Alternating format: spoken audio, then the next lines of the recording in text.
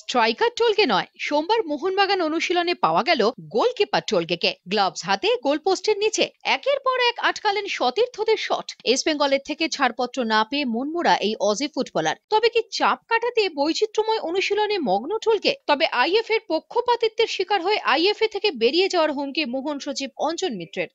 অন্যায় প্রতিবাদে কিন্তু একটা লিমিট আছে, একটা দিন আছে। মোহনবাগান যদি আইএফএ থেকে বেরিয়ে যায় তখন কিন্তু তার দায়িত্ব মোহনবাগানের পড়বে না। আর কিংবদন্তি ফুটবলার চুনি গোস্বামী আইএফএ কে দুষছেন টোলকে ইস্যুতে মীমাংসা না করতে পারায়। আইএফএ অনেক আগেই সত্যি ঘটনাকে উন্মোচিত করে তাকে নিজে ডিসিশন দেওয়া উচিত ছিল। ইস্টবেঙ্গলের কাছ থেকে লোকটাতে চলে গেছে, তাকে তুমি জীবনান্তর প্রোগ্রামে আটকে রাখছো, সেটা একটু অন্যায়ই তো বটে।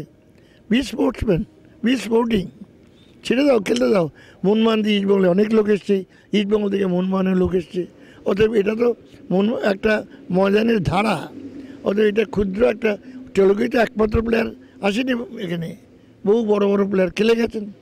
যে তারা গৌতম সরকার, সুরজিৎ সেনগুপ্ত, অন্যান্য প্রশান্ত ব্যানার্জি, প্রসূন ব্যানার্জি, এরা অর্ধেক মোহনবাগানে খেলেছে, অর্ধেক বাইরে খেলেছে। বাট এটা তো ঘটনা, কলকাতার ফুটবলের একটা চিত্র। অতএব সেখানে এটা নিয়ে আমি মনে করি অন্যায়।